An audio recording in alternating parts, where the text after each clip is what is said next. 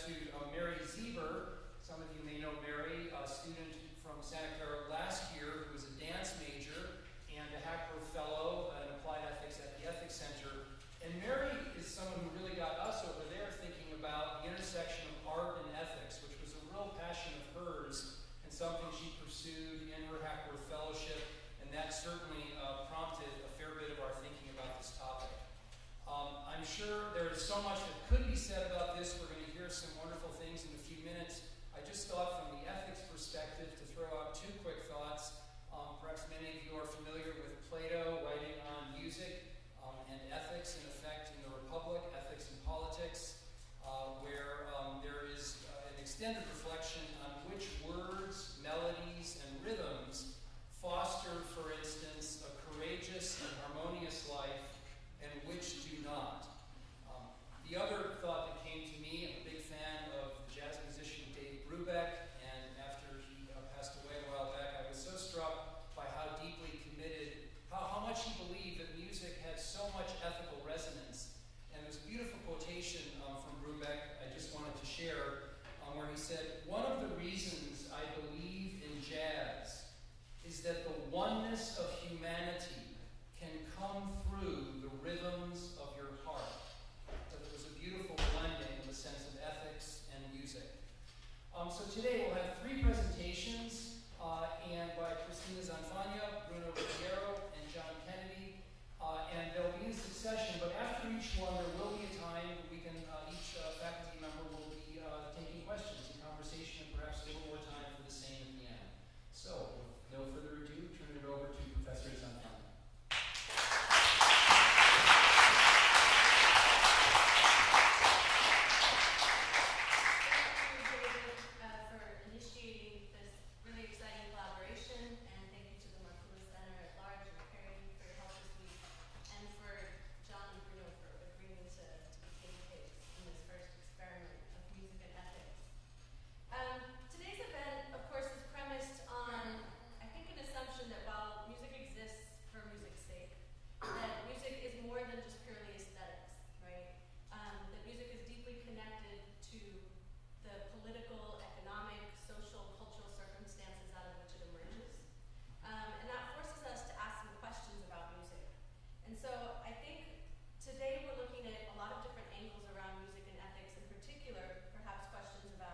Gender, feminism, race and racism, religion, class, war, violence, slavery, colonialism, the environment, civil rights, immigration, trade, piracy, money, morality, copyright, the uses of technologies. I think we could go on and on and on. But in any case, today I thought I would start with something a little bit more familiar. So I'm going to start with a song that I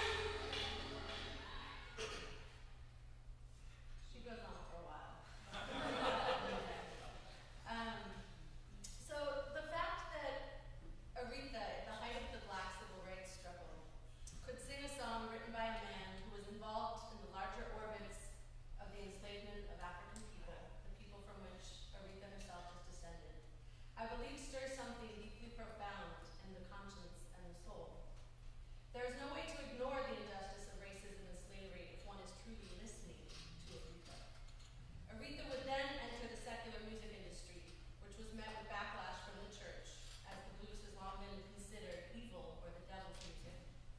But in her 1961 article, entitled Singing Jazz is No Disrespect to the Lord, she argued that the blues is a music born out of struggle and slavery, and therefore blues songs still have meaning. In other words, they have a musical and lyrical contribution to make to the ongoing fight for democracy. She was often referred to as the voice of the civil rights, and the voice of a politics of black female respectability. And of course, she's famous for her song, Respect. And using that vocal respectability that she earned in the church towards the project of racial uplift.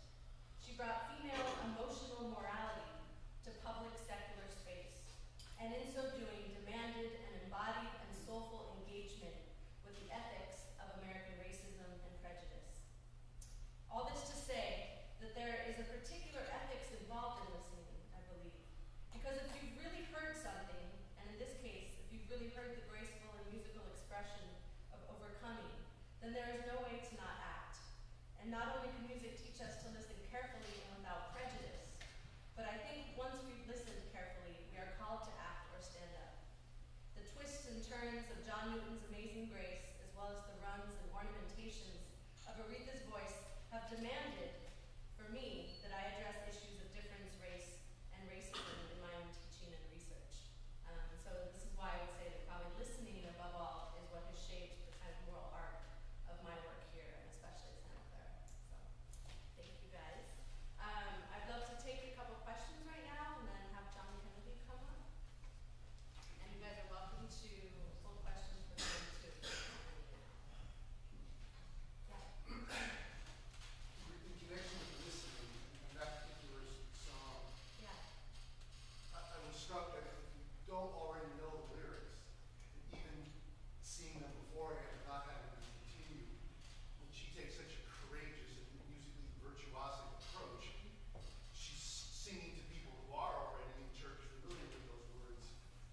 I found myself losing the content of the lyrics, just dazzled by the vocal virtuosity and waiting for the chords to resolve and all that. So it seems to be an irony that the lyrics in one audience mean more than they would for another audience. Yeah, well, I don't think they mean less necessarily for this audience, but what I would say is that there is also an important content being expressed in her style of delivery, right, in addition to the lyrical content. And that's what I think is so fascinating here. What is that content in Aretha's shriek, or in her falsetto, or in her hum, right? You know, what is she really, what is the emotional content that's being conveyed there in addition to the lyrical content, you know? And I think that's where the kind of ethical considerations of the song really come into play, is in the that interrelationship between the lyrics, the style of delivery, which is where the substance, I think, of her performance really is, right? More so than what you're saying, the original lyrics. Yeah, Nancy. I would add also, just responding to that I think you could almost hear the hush waiting, like Peter says, it's like they knew what the text was coming up, but they saved their response for when it wasn't just, the high note or virtuosity, but actually the word saved, that where the response is so amazing how they were restraining until then. It's really interesting. Yeah, and that kind of listening requires capacity for timing, sensitivity, I think empathy, right? All those kinds of characteristics. Yeah. Any other final thoughts? Just gonna note, I thought there was such a tremendous amount of freedom also, just in the sense we have lyrics, we know the lyrics, but between Aretha's interpretation as well as the musicians kind of going and riding with her as she's kind of going up and down and sort of into various intonations. And in a way that the freedom was so marvelous and beautiful in contrast to, as you say, the slavery from which the song rose in some way. I love that freedom with the given form. It was very telepathically, I thought, in many ways. And that is really improvisation, is a kind of freedom within constraint, or repetition or structure, right? So music provides an interesting symbol of that kind of maneuvering within structure. All right, I don't want to take up too much time, so John,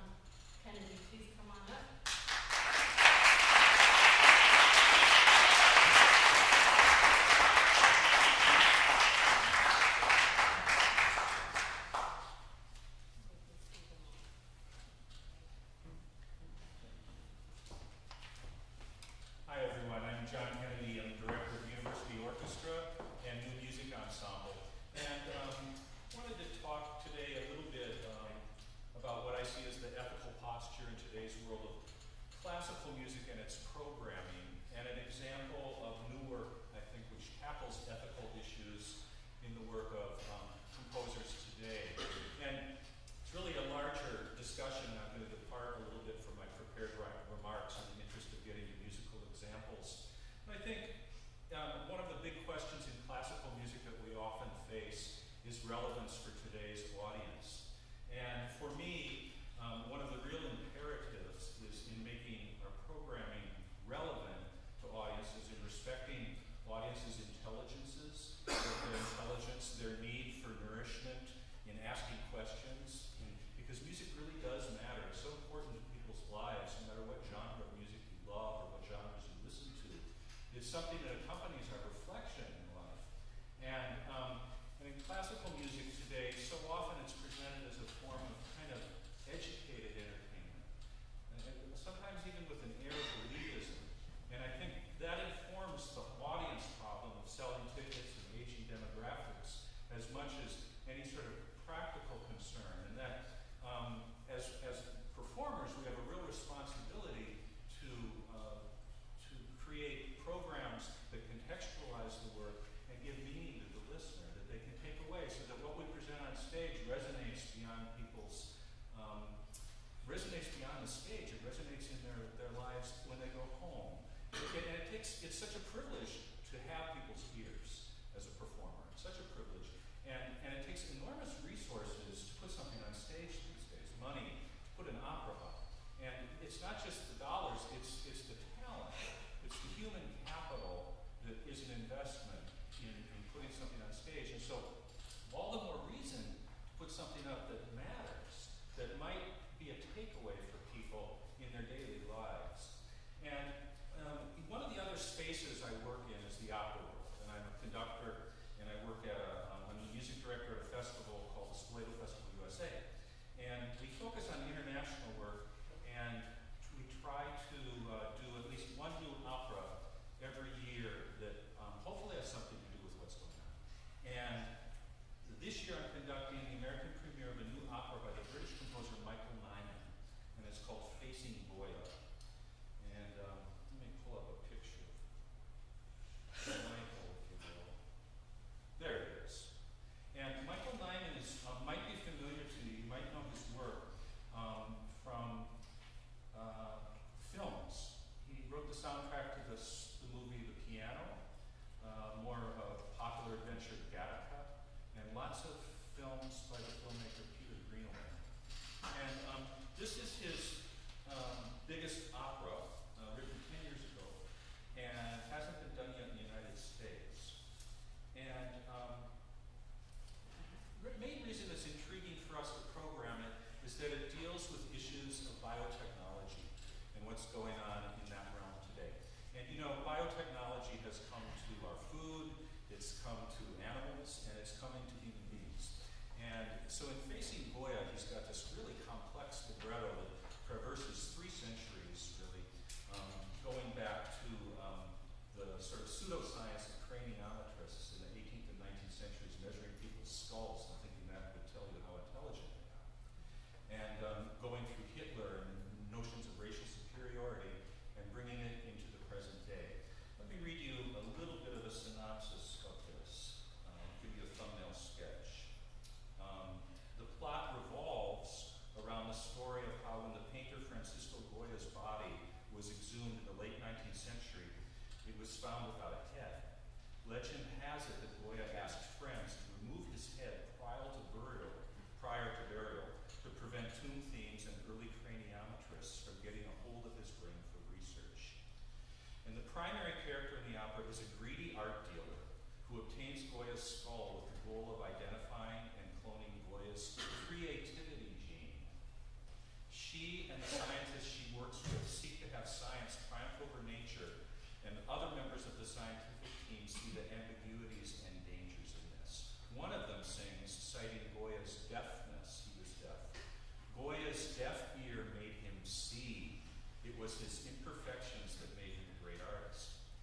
And so the plot then revolves around this idea of being able to clone creativity and create, superior people that way.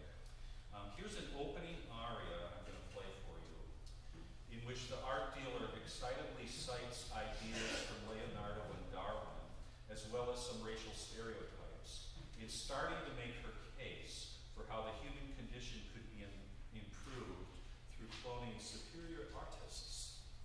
A skeptical colleague sings, talking about the unmeasurable is what makes the person great and pleasurable.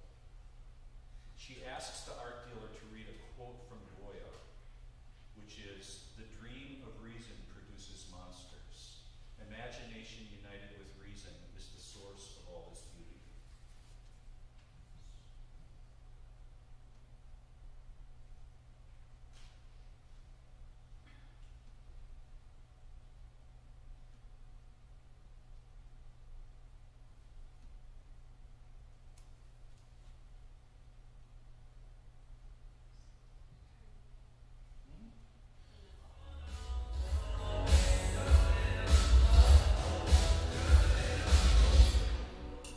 That's not it. Keep on your computer anyway. Oh, okay. Me and technology. Thank you.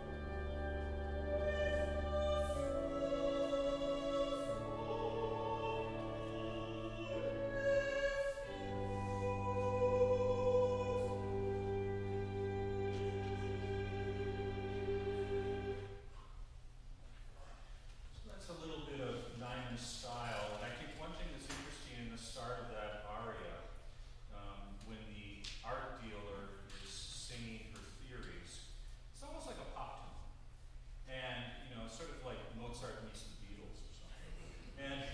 And there's an element of Nyman scoring it that way to perhaps accentuate the popularity of her ideas, the vacuousness of them on a certain level, and setting them in such a way that it's breezy, even though it's something that's much more serious. Now, it's a long, convoluted plot in which Goya does get cloned, and I'm just going to play for you a little bit of the ending. Here's an excerpt near the end of the opera. After a triumphant scientist has presented the dealer with a clone of Goya, and the dealer realizes that the Goya before her is just a human being without extraordinary talent. A lab scientist still persists in arguing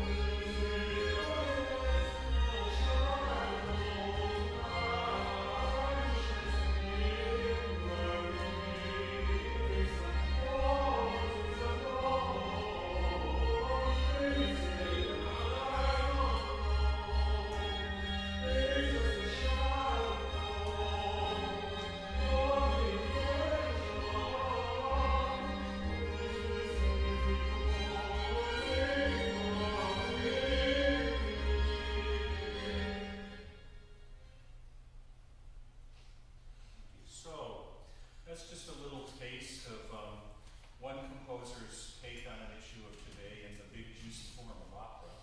And anyway, thanks for listening. It's been nice speaking with you. Any questions?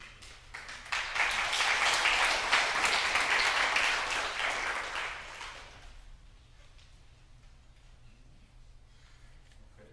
Then Bruno, it's all yours, my friend.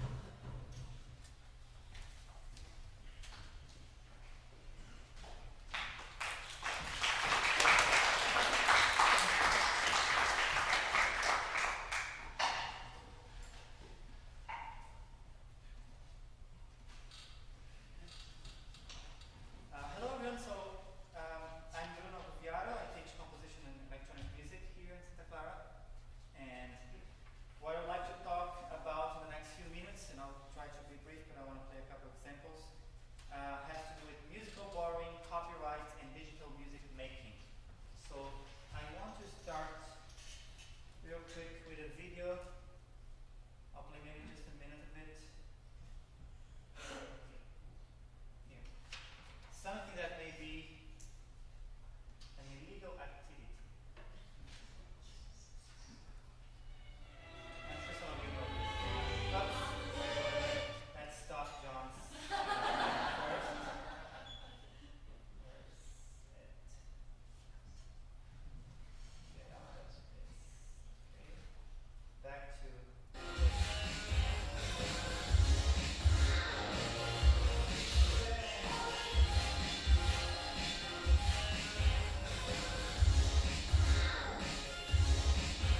I want to the very beginning of the video for a second. This is the artist.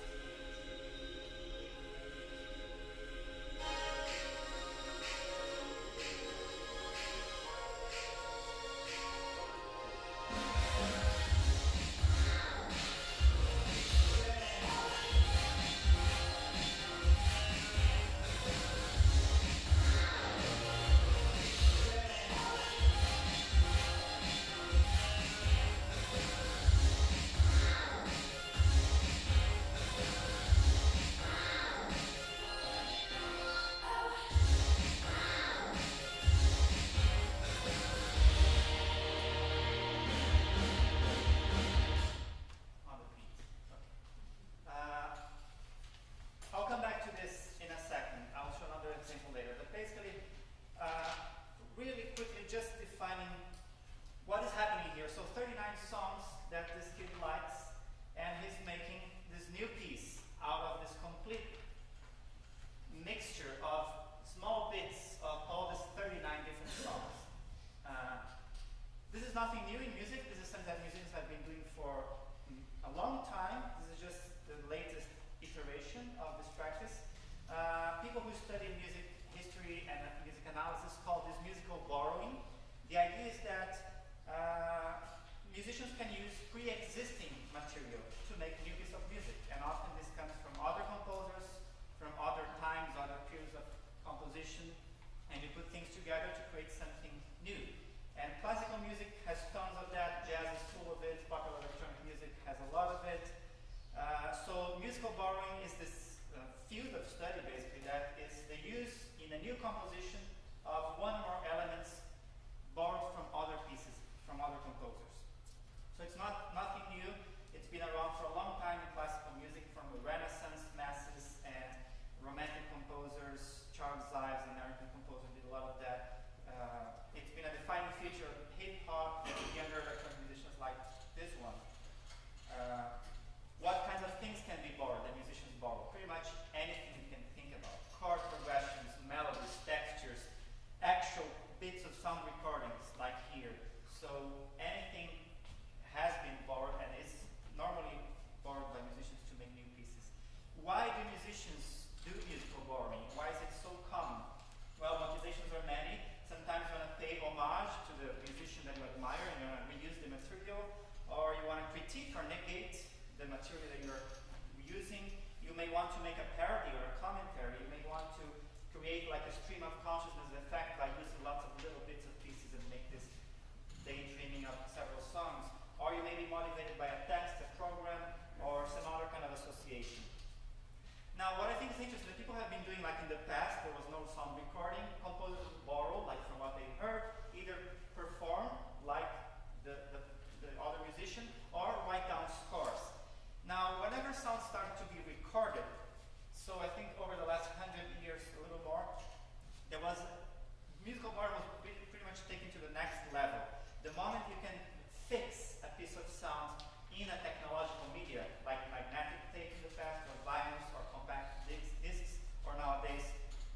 hard drives. The ways you can deal with borrowing material and reusing changes a lot. It started early on, even before computers. Of course, people were using magnetic tapes, and turntables was sort of one of the first devices that was invented to be a reproducer of sound, but quickly musicians figured out, oh, I can actually make music with this, not just playback music. And the turntable, of course, being used by hip-hop artists and early experimental composers like Jack Schaeffer, John Cage. And I like a lot the way DJ Spooky calls the turntable and the practice of borrowing that comes with it. He calls turntables memory permutation machines because of the ability of musicians to make us go through all these bits of songs that mean something to us, but basically they are presented as something new, with new meanings. Now, beyond turntables and vinyls, when you got to the computer, things got really tricky because once sound becomes digital, meaning just sequences of zeros and ones that are stored on our hard drives or iPhones, it's not an exaggeration to say that almost every creative use of a sound file involves making a copy of it. Whereas in turntables, if I have this vinyl and you want to use it in your piece, I have to lend the physical object to you. With MP3s, every use of an MP3 involves a copy of it in some way. Now let's click on that link of the word copy, and I'm going to go on this side now to talk about copy and copyright. So the same 100 years that saw the invention and growth of technologies that facilitate the dissemination and creative use of copies of sound recordings, the same 100 years where it became easy to copy and make things with sound recordings also saw the development of ever more stringent and draconian laws that attempt precisely to exert power and control over these creative uses of copy. And of course, I'm talking about copyright law, which started early on in the 18th century, actually as a kind of monopoly granted to people who printed books, also as a way for the government and the church to control who could print books. So that was one of the origins of copyright. But the way it was actually framed in the US Constitution in 1787, it's an interesting phrase that not always people remember. It says, that's the early definition of why copyright actually came into existence. To promote the progress of science and useful arts by securing for limited times to authors and inventors the exclusive right to their respective writings and discoveries. The key word there, I think, is limited times, which in the beginning of copyright, 100, 200 years ago, was limited to 14 years. I come up with this great song, I have 14 years to profit out of it, and then after 14 years, it goes to the public domain, meaning everyone will be free to actually do whatever they want, because that's how culture grows and keeps developing. Now, what happens today? Copyright law has changed. In the beginning of the 21st century now, copyright protection lasts for the life of the author plus an additional 70 years. So if I live 100 years, I hope, and I compose a piece of music, now I have to wait until I die plus 70 years to be able to use my song or something in your remix or new piece. If you are a corporation, which are special kinds of people, you actually have 95 years more than an actual normal people like me. And I want to quote, so what's been happening? Congress in the US and all over has been extending the copyright term over and over and over again, so that certain things that were about to expire and become public domain decades ago are actually still under copyright, and if this trend keeps going, they're never going to expire. So as Stanford Law professor Loris Lasser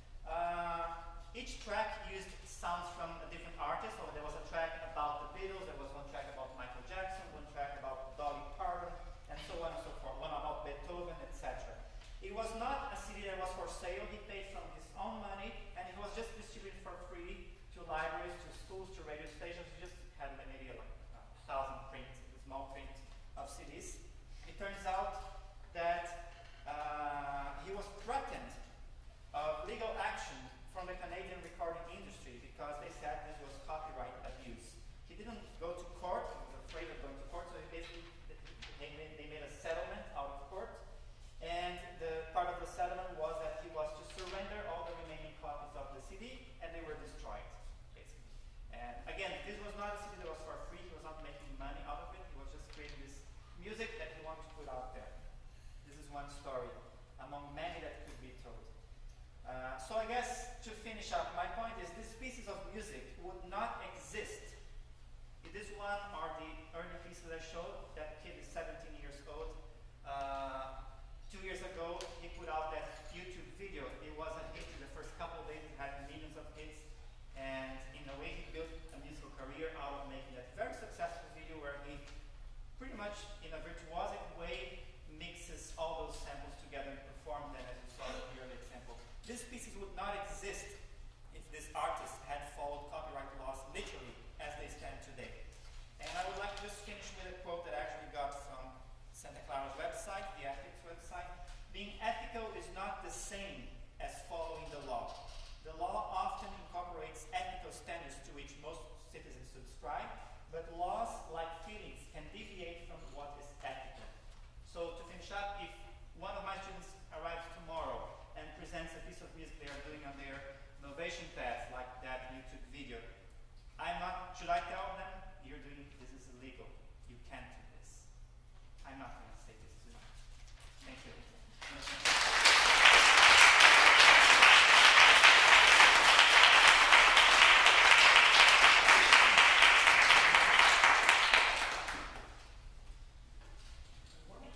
Perhaps the three presenters could go up front and take questions.